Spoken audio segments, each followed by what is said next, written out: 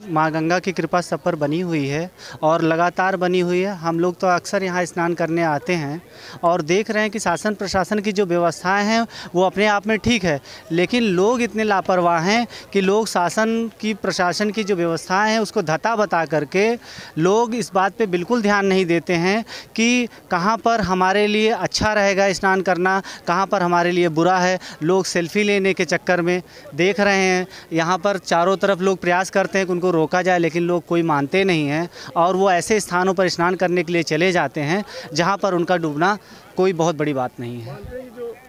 आस्था से प्रेरित नहीं रहते, उन्हीं के साथ हादसा होता है। नहीं, ऐसा नहीं कि आस्था से प्रेरित नहीं होते हैं लोग। जो आपने कहा था अभी थोड़ी देर पहले कि लोग पिकनिक स्पॉट की तरह से इसका इस्तेमाल करने लगे हैं और लोग इस चीज़ के लिए बिल्कुल निफ़िक्र हैं कि उनका भविष्य क्या होगा। लोग आते हैं, स्नान करते हैं और अगर धार्मिक भावना से स्नान करें तो मेरे ख्याल से सही है कि लोग कम से कम डूबेंगे और शासन प्रशासन की व्यवस्थाएँ जहाँ हैं वो अपने जगह पर ठीक हैं, उसमें कोई कमी नहीं है। 2019 जैसा कि आज हमको अवगत हुआ है कि जितने भी लोग गंगा जी में डूब रहे हैं ज़्यादातर युवा हैं और मैं भी युवा हूं, लेकिन जैसा कि मैं संगम क्षेत्र पर रहता हूं, अक्सर मैं 24 घंटा ही यहां रहता हूं लगभग। जैसा युवा जो लोग आते हैं नहाने, वो आस्था के केंद्र, ये जैसा कि हमारे सनातनियों का आस्था का केंद्र है, माँ गंगे मोक्षदायिनी है। युवा लोगों में आस्था कम होती जा रही है माँ के प्रति। माँ गंगे हमारी ये आते हैं, ये वाटरफॉल समझते हैं, यहाँ नहाते हैं, हुड़दंगई करते हैं, ही हू करते रहते हैं और मस्ती करते रहते हैं। जैसा अगर हम लोग समझाते हैं कि भैया ज़्यादा आगे मत जाइए, हमारा घाटिया संघ है, पुरोहितों का संघ है, मल्ला निषाद संघ है, ये सब जैसे समझाते हैं तो इन लोग से लड़ने पे आ जाते हैं कि आपसे क्या मतलब है। अपने आप को तो ज़्यादा एजुकेटेड बताते हैं कि हम ज़्यादा एजुकेटेड हैं, लेकिन जहाँ तक हमारे समझ से युवा पीढ़ी में सोचने और समझने और जैसे कि कहते हैं कि बात को समझने की वो क्षमता कम होती जा रही है।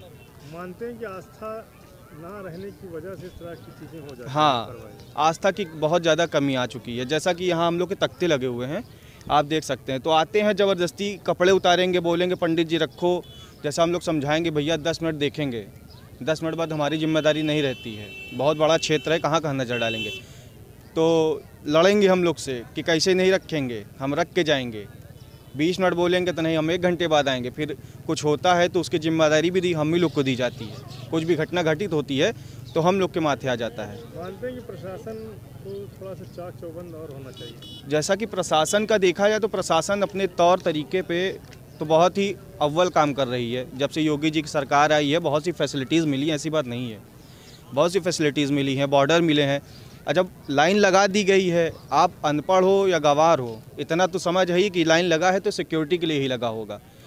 हम एक सीमा अगर पार करेंगे जो हमारे लिए घटित है, वो घटना कुछ कर जाएगी, हमको पता है कि हमारे साथ कुछ घटना घटित हो जाएगी, तो हम उस स्थान को क्यों उल्लंघित करें।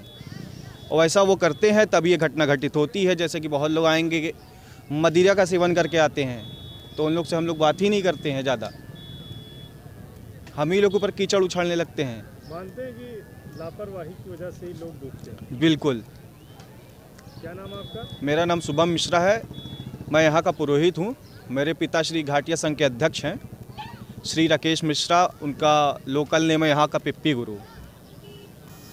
अगर वो गंगा स्नान, जमुना स्नान, त्रिवेणी स्नान और तीर्थराज के स्नान के तरीके अगर स्नान करते होते ना तो कभी ना डूबते। वो यहाँ पे आने के बाद में वो लोग मनोरंजन करने लगते हैं, खिलवाड़ करने लगते हैं। आप यहाँ पे थोड़ा सा देखेंगे, दौड़ भाग करने लगते हैं, उसी के अंदर दौड़ने लगते हैं। आप ये पूछने के बाद एक बार थोड़ा सा गंगा जी से लेकर जमुना जी तक का भी एक बार दृश्य जो है इसमें दिखाइएगा।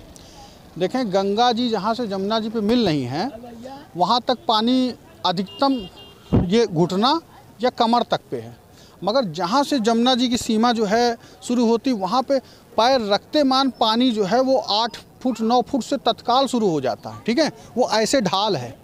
ठीक है, अब वहाँ पर पीएसी के पुलिस के 1-2 जवान रहते हैं, समझाएं जब तक खड़े हैं। वो भी 8 घंटे की ड्यूटी अगर उनकी लगी तो 8 की 8 घंटे कोई ड्यूटी नहीं करता है। ठीक है, 2 घंटा 1 घंटा वो लोग जब समझाते हैं, बोलते हैं, मना करते हैं तो लोग उनसे भी बहस कर लेते हैं।